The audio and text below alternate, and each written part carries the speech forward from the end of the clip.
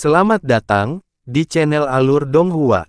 Sebelum menonton, silahkan subscribe, biar Mimin tambah semangat update-nya.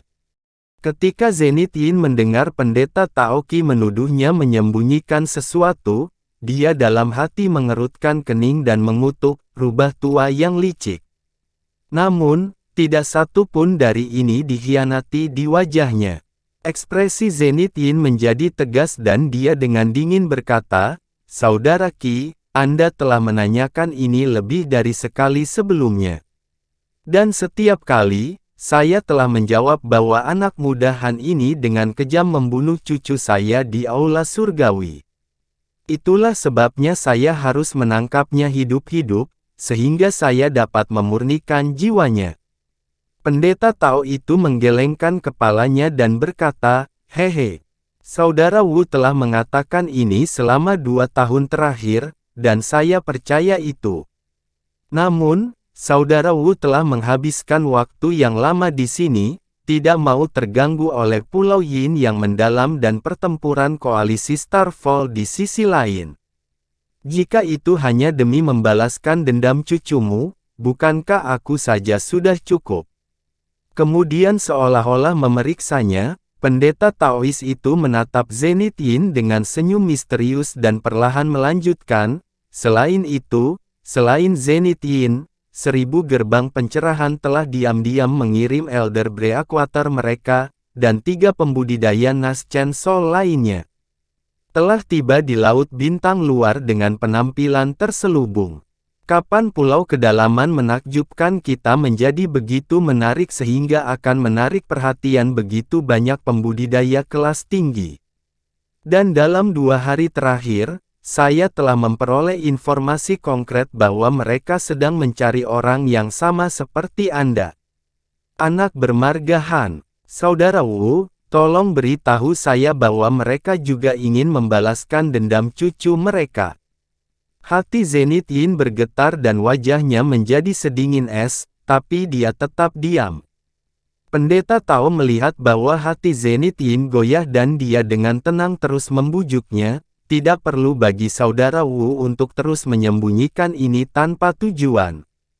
Terlepas dari rahasia besar apa yang mungkin dimiliki oleh anak muda Han ini, karena begitu banyak rekan Taois jiwa baru lahir telah mengetahuinya. Tidak ada salahnya dan hanya saya yang mengetahuinya. Jika Saudara Wu dengan tenang memberitahu saya, itu bisa menguntungkan Anda. Selain itu, di lautan saat ini, selain murid saya sendiri yang menyamar sebagai iblis serangga, ada pembudidaya lain yang juga mengambil identitas itu di lokasi lain. Jelas bahwa mereka mengganggu skema kami." Zenith Yin akhirnya menjawab dengan nada muram, Saudara Qi, karena Anda sudah tahu banyak, lalu misteri apa yang harus dijernihkan? Apa gunanya bertanya padaku? Saya yakin bahwa bahkan jika Saudara Wu tidak mau mengatakan yang sebenarnya, saya akan dapat menemukan kebenaran yang jelas dari masalah ini pada akhir tahun. Pada saat itu, bukan hanya saya atau Sekte Awan Giok yang mengetahui masalah ini. Saya tidak ingin hal-hal mencapai titik itu. Bukankah lebih baik bergandengan tangan sekarang? Pendeta Tao berbicara tentang rencana batinnya tanpa sedikit pun upaya untuk menyembunyikannya. Ekspresi Zenith Yin berfluktuasi untuk waktu yang lama. Setelah menundukkan kepalanya dan bergumam sejenak, dia akhirnya menghela nafas dan tersenyum pahit pada pendeta Taois itu. "Bukannya aku ingin dengan sengaja membodohimu. Tetapi untuk memastikan bahwa rahasia itu tidak akan terbongkar, saya bersama dengan beberapa rekan Taois lainnya semuanya telah membuat perjanjian iblis hati untuk tidak membicarakannya kepada orang luar. Tetapi karena gerbang pencerahan segudang telah mengirim tetua Breakwater mereka ke sini, maka Wan Tianming kurang lebih telah melanggar perjanjian, terlepas dari apa yang dia katakan. Oleh karena itu, saya tidak lagi takut untuk membocorkan rahasianya." Pendeta Tao itu tertawa terbahak-bahak saat mendengarnya. "Bagus. Saudara Wu benar-benar peduli dengan fakta iblis hati. Saya tidak pernah memikirkan mereka. Jika fakta iblis hati benar-benar efektif, sebagian besar pembudidaya sesat dan iblis Dao sudah mati. Zenith Yin berkata dengan nada tak berdaya, meskipun saya tidak peduli dengan iblis hati, jika terlalu banyak orang mengetahuinya, saya khawatir tidak akan ada imbalan yang tersisa untuk dituai. Setelah itu, wajahnya menegang, dan dia mulai berbicara melalui transmisi suara. Pendeta Tao itu sama sekali tidak peduli dengan kehati-hatian Zenith Yin. Tapi setelah hanya beberapa kata yang diucapkan, ekspresinya sangat berubah saat kegembiraan berkedip di matanya. Apakah yang kamu katakan itu benar? Item itu telah muncul ke dunia. Suara pendeta Taois bergetar karena kegembiraan. Zenith Yin dengan acuh tak acuh menjawab, jika bukan karena harta ini, apakah Anda benar-benar percaya begitu banyak pembudidaya Nas Chen Sol akan berkumpul di sini? Sementara pendeta Taois itu sangat gembira, dia tidak bisa menahan diri untuk tidak menggerutu, itu benar. Tampaknya saudara Wu benar dalam menyembunyikan masalah ini sepenuhnya. Saya mengagumi Anda karena telah menyimpan rahasia ini begitu lama, tetapi jika rekan Daois membicarakannya lebih awal, saya pasti akan mengirim lebih banyak orang. Mungkin kita sudah menemukan anak muda itu. Zenith Yin dengan muram menjelaskan, rekan Taois mengatakan itu dengan mudah. Apakah Anda pikir saya bisa membocorkan masalah ini seperti yang saya inginkan? Jika saya tidak menyembunyikan masalah ini begitu lama, yang lain mungkin telah membocorkan informasinya juga. Bahkan sekarang, saya tidak mau membicarakannya dengan santai. Semakin sedikit orang yang mengetahui hal ini, semakin baik. Pendeta Tao itu menganggukkan kepalanya dan setuju tanpa berpikir, kata-kata saudara Wu masuk akal. Jika saya tahu tentang ini, saya juga tidak ingin membagi harta dengan orang lain. Namun, sepertinya sekarang, informasi itu tidak akan disembunyikan lebih lama lagi. Kebenaran dari kemunculan harta karun itu akhirnya akan tersebar. Pipi Zenith Yin berkedut dan dia mengungkapkan sedikit kepahitan di wajahnya. Hehe, saudara Wu harus tahu bahwa tidak ada berita yang benar-benar tersembunyi. Sekarang, saya akan pergi dulu, karena saya perlu mengirim lebih banyak orang.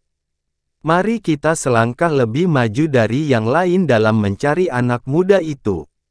Pendeta Taois itu berdiri dan mengucapkan selamat tinggal dengan sedikit kegembiraan di wajahnya.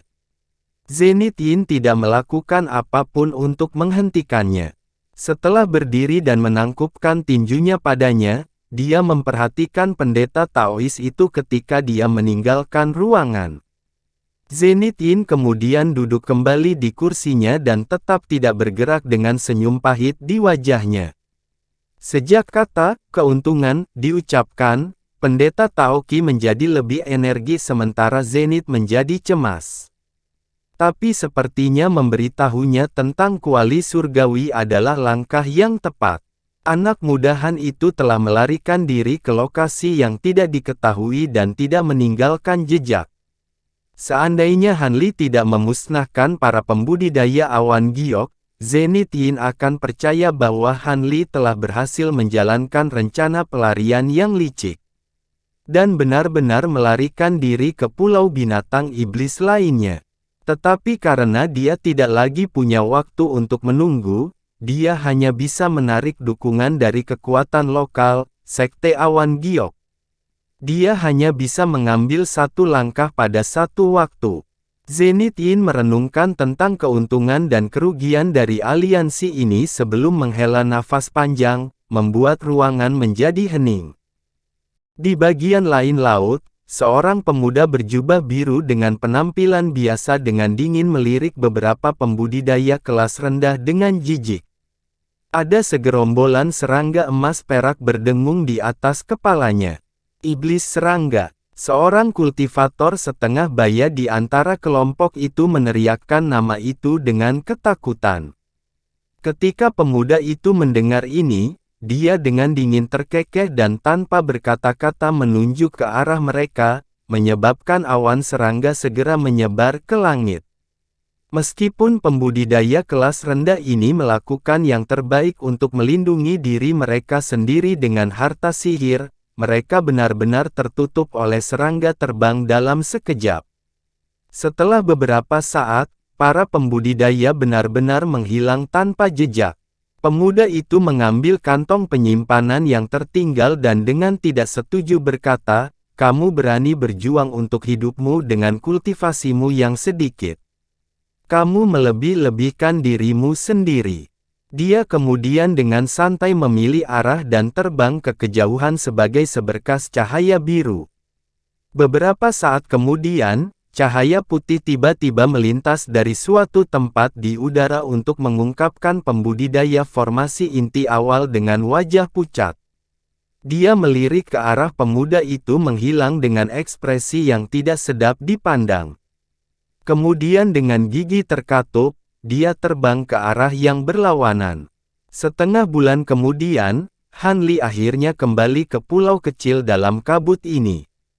Meskipun dia belum kembali selama bertahun-tahun, semuanya masih sama saat dia meninggalkannya. Ini akhirnya menghilangkan kekhawatiran yang selalu dia bawa di benaknya. Han Li pertama-tama mengambil beberapa hari untuk beristirahat di kediaman guanya sebelum mengatur banyak bahan langka dan inti iblis yang dia peroleh selama perjalanannya baru-baru ini. Setelah mengatur semuanya, dia kemudian mulai mempersiapkan pil pemurnian. 10 hari kemudian, ketika Han Li merasa benar-benar segar, dia membawa semua bahan ke ruang pemurnian pilnya. Bertahun-tahun yang lalu ketika dia terakhir kali memurnikan pil obat di kediaman guanya di kota bintang surgawi, Han Li merasa dia telah mencapai kemacetan dalam teknik pemurnian pilnya. Sepertinya dia harus berusaha lebih keras jika dia ingin menerobos ke ranah pemurnian pil yang lebih tinggi. Dengan demikian, Han Li tidak segera mulai memperbaiki inti binatang iblis kelas 6 dan 7. Sebagai gantinya, dia menyusun inti iblis kelas 5 yang dia peroleh di sisinya. Dalam pikiran Han Li, meskipun bakatnya dalam penyempurnaan pil cukup biasa, teknik penyempurnaan pilnya tidak terlalu jauh dari Grandmaster penyempurnaan pil. Lagi pula, siapa lagi selain dia yang memiliki kesempatan untuk berlatih memurnikan pil dengan jumlah bahan yang begitu mewah. Karena pemurnian pil Dao sebagian besar mengandalkan pengalaman dan keterampilan, Han Li memutuskan untuk menggunakan inti iblis kelas 5 terlebih dahulu untuk melihat apakah dia bisa menembus kemacetannya dalam teknik penyempurnaan pil. Dengan pemikiran ini, Han Li menatap tungku di depannya dan melambaikan tangannya, menyebabkan inti iblis kelas 5 terbang ke dalam kuali. Pada saat yang sama, kuali menjauh darinya. Pintu ke ruang pemurnian pil telah disegel selama 3 tahun penuh ketika suatu hari, ruangan itu akhirnya terbuka dengan Han Li diam-diam muncul dari dalam. Semua inti iblisnya yang berharga telah diubah menjadi pil inti iblis. Selama 2 tahun pertama, Han Li telah menggunakan seluruh waktunya untuk memperbaiki pil inti iblis kelas 5. Meskipun pil obat ini tidak berpengaruh signifikan pada kultivasinya saat ini, bahkan satu pun dari pil ini sangat diinginkan oleh para pembudidaya pendirian yayasan, bahkan satu pil akan membuat mereka dalam ekstasi. Setelah menyempurnakan pil obat ini, teknik penyempurnaan pil Han Li akhirnya naik ke tingkat yang lebih tinggi. Lagi pula, bahkan Grandmaster pemurnian pil asli tidak akan memiliki kesempatan untuk menyia-nyiakan banyak inti iblis untuk latihan seperti yang dia lakukan.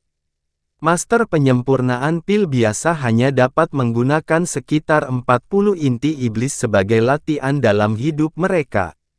Bahkan saat itu adalah kejadian yang jarang terjadi. Sementara semua metode penyempurnaan pil obat memiliki perbedaan, mereka semua memiliki beberapa kesamaan yang dapat dikenali oleh Han Li.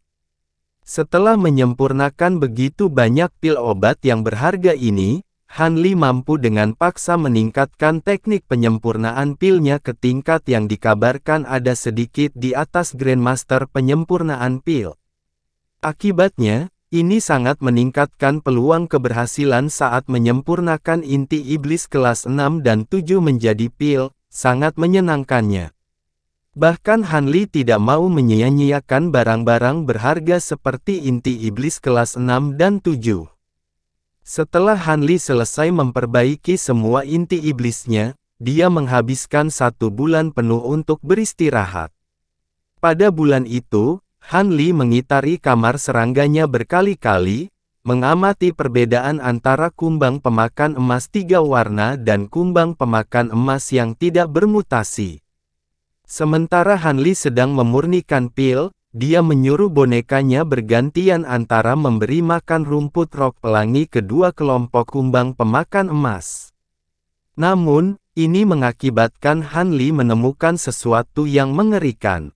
Sementara kumbang pemakan emas 3 warna dengan bersemangat mengkonsumsi rumput rok pelangi seperti yang diharapkan, itu tidak lagi menyebabkan kegembiraan yang hebat pada kumbang pemakan emas 3 warna, juga tidak menghasilkan efek aneh lainnya. Pada awalnya, Han Li berasumsi bahwa ini karena waktunya terlalu singkat dan jumlah kumbang pemakan emas terlalu banyak. Oleh karena itu, efek dari rumput rok pelangi tidak akan terlihat jelas. Tetapi di bawah penyelidikan lebih lanjut, dia secara khusus mengisolasi 300 kumbang pemakan emas dan memberi mereka rumput rok pelangi, yang mengarah pada penemuan signifikan ini. Setelah memakan rumput rok pelangi beberapa kali, mereka tidak menunjukkan perubahan sedikit pun. Hal ini menyebabkan Han Li menjadi sangat suram. Dia telah sampai pada kesimpulan bahwa rumput rok pelangi tidak lagi dapat digunakan untuk menginduksi reproduksi pada kumbang pemakan emas yang bermutasi. Meskipun dia tidak memahami prinsip-prinsip tak terduga di balik ini, dia tahu tanpa keraguan bahwa kumbang bermutasi bernoda hitam ini tidak dapat diisi ulang karena mereka benar-benar kehilangan kemampuan untuk bereproduksi dengan cepat. Setiap kumbang yang hilang darinya akan menjadi permanen. Sekarang, dia hanya bisa kembali memberi makan rumput rok pelangi kepada minoritas kumbang pemakan emas yang belum mengalami mutasi bernoda hitam.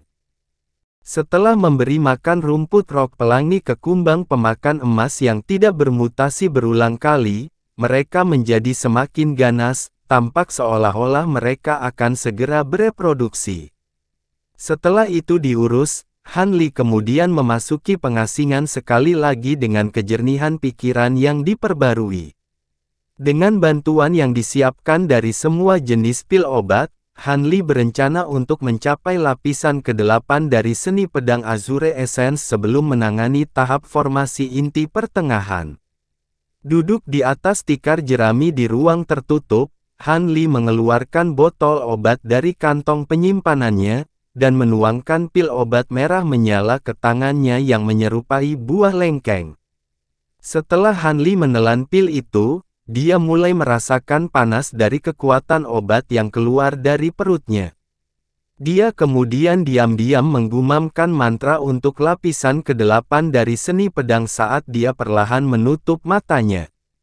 Han Li dengan sepenuh hati berkultivasi di kediaman gua sambil tidak menyadari waktu yang berlalu. Konsumsi pil obat yang tak henti-hentinya dan konversi kekuatan obat menjadi kekuatan spiritual adalah tugas yang sangat membosankan. Untungnya, Han Li dengan sepenuh hati berkomitmen untuk meningkatkan kultivasinya dan mampu bertahan tanpa gagal. Tetapi bahkan dengan tekadnya yang kuat, Han Li secara tidak sadar mulai merasa suram. 16 tahun berlalu dalam sekejap mata. Han Li akhirnya berhasil menembus kemacetan tengah formasi inti dan mencapai lapisan ke-8 seni pedang esensi Azure. Terlepas dari kegembiraannya, dia tidak buru-buru meninggalkan pengasingan karena dia masih memiliki sebagian besar pil obat yang dia mulai. Wajar jika ingin menghabiskannya. Oleh karena itu, meskipun baru saja memasuki formasi inti pertengahan, Han Li dengan paksa menenangkan hatinya dan fokus pada penyempurnaan lapisan ke-9 seni pedang Azure. Lapisan ke-9 seni pedang terbukti jauh lebih sulit daripada lapisan sebelumnya. Saat musim semi berlalu dan musim dingin muncul dengan perginya musim gugur dan musim panas tiba, tahun demi tahun berlalu dengan ruangan terpencil yang tetap tertutup. Lapisan debu tebal mulai menutupi segala sesuatu di kediaman gua seolah-olah itu telah menjadi makam kuno. Pada pagi yang damai lagi di laut terdekat, seekor burung laut berputar-putar di atas kepala, sesekali mengeluarkan teriakan tajam. Itu dibuat untuk adegan yang tenang. Tapi sesaat kemudian, kilatan cahaya tiba-tiba muncul dari cakrawala.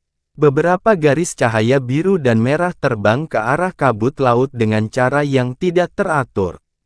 Sesaat kemudian, siluet jelas terlihat dari dalam cahaya. Mereka adalah sekelompok 3 wanita dan 2 pria.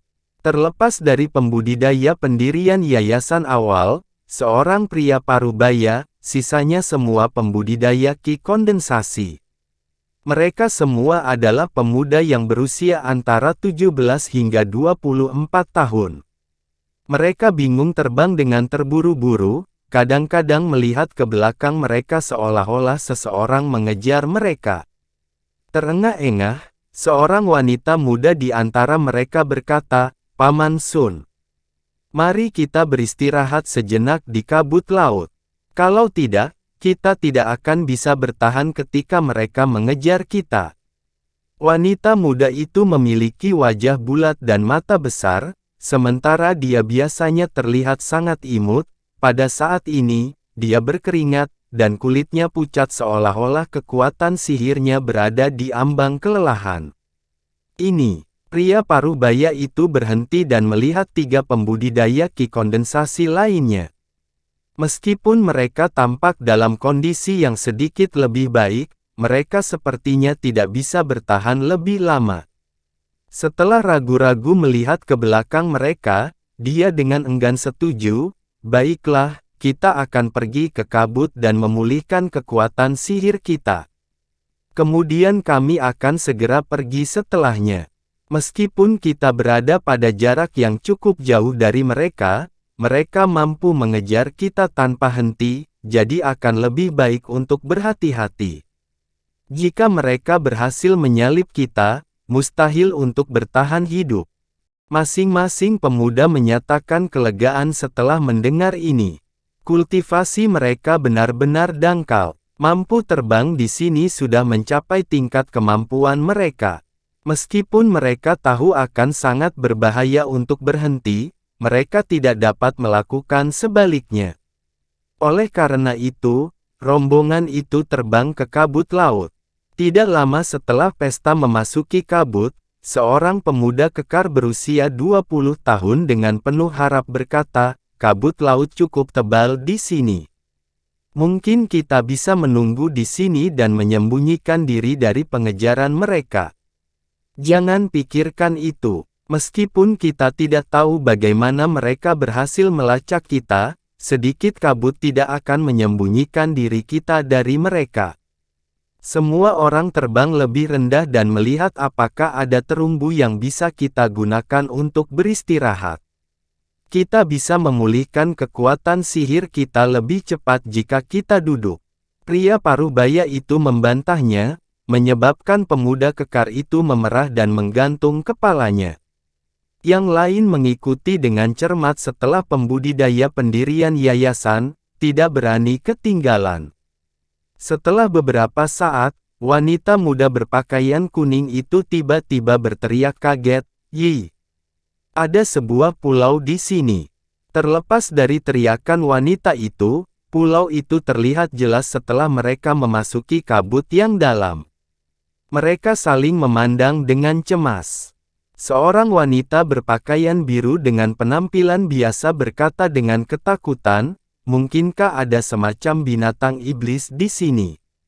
Pria parubaya itu mulai ragu-ragu tetapi dia segera mengambil keputusan tegas, sesuatu yang tidak menguntungkan tidak mungkin terjadi. Dan bahkan jika itu terjadi, kita tidak akan bisa menghadapinya, jadi tidak ada gunanya memikirkannya. Cepat, pergilah ke pulau dan pulihkan kekuatan sihirmu. Ketika yang lain mendengar ini, mereka diam dan melayang turun ke pulau kecil. Pria parubaya itu melepaskan indera spiritualnya setelah mendarat di pulau itu. Dia kemudian dengan senang hati menunjuk dan berkata, "Ayo duduk di sana." Ki spiritual di sana cukup melimpah. Arah yang dia tunjuk adalah satu-satunya pegunungan di pulau itu. Ketika mereka mendengar ini, semangat mereka bangkit. Setelah itu, pria parubaya memimpin jalan dengan yang lainnya bergegas mengejarnya. Jika mereka bisa memulihkan kekuatan sihir yang cukup, mereka mungkin bisa lolos dari malapetaka yang akan datang. Mereka tidak akan melepaskan kesempatan ini. Setelah beberapa saat, rombongan tiba di Pegunungan Hijau dan dengan santai duduk di gunung kecil. Mereka semua memegang batu roh di tangan dan mulai bermeditasi perlahan, menyerap ki spiritual yang padat di dekatnya. Terima kasih sudah menonton, sampai jumpa di episode selanjutnya. Jangan lupa subscribe, like, dan nyalakan loncengnya. Sampai jumpa.